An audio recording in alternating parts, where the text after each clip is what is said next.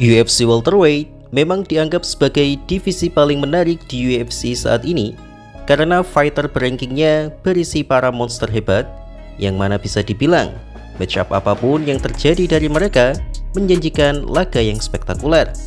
Dan di akhir pekan nanti, kota Perth, Australia akan menjadi arena duel dua gladiator hebat di kelas ini, yaitu sang perokok aktif Carlos Prates melawan fighter tuan rumah Jack Della Maddalena. Fan made, that's made for you. You know what I mean? That's what you want. Are you excited about this? Yeah, I'm super excited. He's a fan favorite for good reason. You know, he's an exciting guy. I think it's a good fight. Yeah, good striking battle against two of the top sort of contenders. So I'm excited for the match. I feel like I've got the skills to beat him. I feel like I can outclass him. So excited for him. Selamat datang di channel MMA Discourse dan selamat datang di sesi preview, di mana dalam preview kali ini kita akan membedah peluang kemenangan antara sang mantan juara yaitu Jack Della Maddalena yang akan menjamu fighter yang aktif mengkonsumsi Nutella dan kretek yaitu Carlos Prates. Dua-duanya bisa dibilang sebagai fans favorite fighter. Keduanya dikenal sebagai fighter yang respectful, hampir tidak pernah trash talk, tapi di oktagon sangat ganas dan brutal. Meskipun bukan event UFC berangka, tapi saya rasa UFC Perth ini tetap akan menyita banyak perhatian publik MMA. Karena mau itu fans hardcore maupun fans casual, pasti akan menyaksikan event tersebut. Alasannya sederhana, yaitu dua-duanya adalah seniman striking yang sangat menarik untuk disaksikan. Selain itu, keduanya memiliki motivasi yang sama-sama kuat untuk meraih kemenangan. Sebagai sang mantan juara, JDM tentu ingin kembali merebut sabuknya dengan rematch melawan Makhachev. Tapi setelah publik MMA menyaksikan bahwa ia hampir tak berdaya dengan grappling Makhachev, membuatnya tak berhak untuk meminta rematch. Dan ia pun menyadari akan hal itu, karena itu ia langsung menyasar melawan top contender untuk semakin menegaskan namanya sebagai sang kontender nomor 1. Kemenangan atas Prates tentu akan membuka peluangnya untuk rematch melawan Makhachev. Sedangkan Carlos Prates juga tidak kekurangan motivasi. Keinginannya untuk memperebutkan sabuk untuk pertama kalinya tentu menjadi dorongan yang dahsyat, karena jika ia berhasil mengalahkan sang mantan juara seperti JDM, maka hampir dipastikan ia akan menjadi lawan sang juara selanjutnya. Lalu bagaimana peluang keduanya nanti? Seperti biasa, di konten preview ini kita akan membahas kemungkinan itu dinilai dari perbandingan skill set mereka, mulai dari striking, power, cardio, grappling, fight IQ, dan pengalaman. Karena channel ini masih juga belum bisa membuat intro konten, jadi langsung saja kita mulai. Are you still one of the best in the world? We'll find out. I believe so. But yeah, I think. Aspek pertama tentu adalah striking. JDM sudah dikenal sebagai salah satu MMA boxer terbaik di UFC. Pukulannya sangat cepat dan pergerakannya sangat lincah. JDM sangat bagus dalam melepaskan jab, entah itu jab ke arah kepala maupun ke tubuh.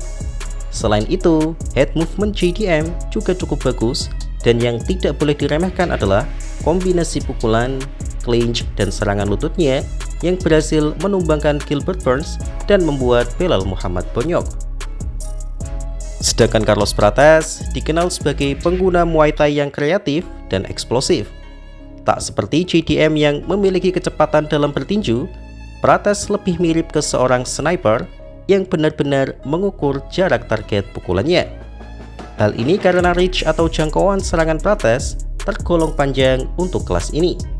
Selain itu, Prates memiliki banyak serangan mengejutkan yang tak bisa disepelekan. Misalnya, dengan mengejutkan ia mampu menumbangkan Geoff Neal melalui spinning elbow yang langsung menidurkannya di detik terakhir ronde pertama. Jadi memang keduanya memiliki kemampuan striking level elite, dan saya rasa memang mayoritas laga nanti akan berjalan melalui adu striking.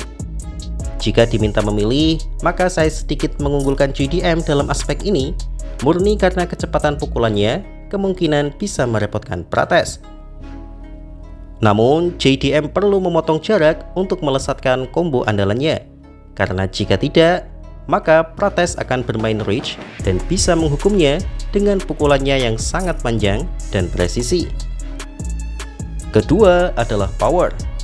Keduanya dikenal sebagai tukang jagal yang hebat, tapi sifat kekuatannya berbeda. JDM tidak dikenal sebagai one-shot puncher. Ia lebih dikenal sebagai pemberi damage berkat akumulasi pukulan yang ia daratkan pada lawannya.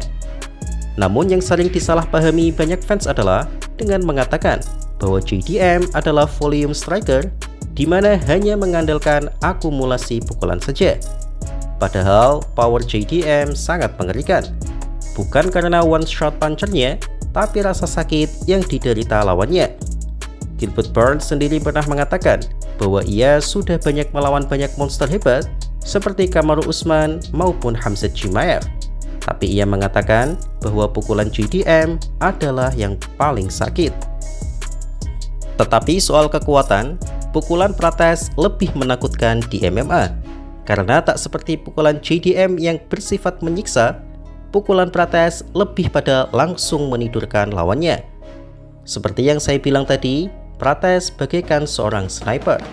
Ia tidak terlalu banyak melesatkan pukulan, tapi dengan presisi yang pas, ia akan menempatkan strike-nya ke rahang lawan, yang bisa langsung menidurkan lawannya. Li Jingliang, Neil Magny, hingga Leon Edwards sudah menjadi korban dari akurasi Prates. Jadi, meskipun JDM memiliki pukulan yang lebih menyakitkan, tapi pukulan Prates lebih mematikan, karena bisa langsung memadamkan lampu lawannya. Aspek selanjutnya adalah kardio. Sepertinya kalau ini jelas bahwa JDM memiliki kardio yang lebih bagus dari Prates.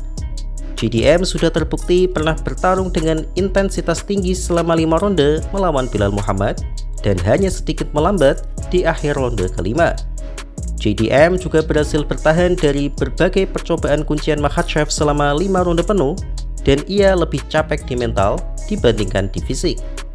Ditambah intensitas pukulan JDM yang sangat tinggi, semakin membuktikan bahwa kardio JDM memang berada di level atas. Sedangkan Carlos Prates hanya pernah sekali bertarung 5 ronde, dan itu pun melawan Ian Garry, di mana Ian Garry tidak dikenal dengan intensitasnya, tapi lebih ke mendikte permainan.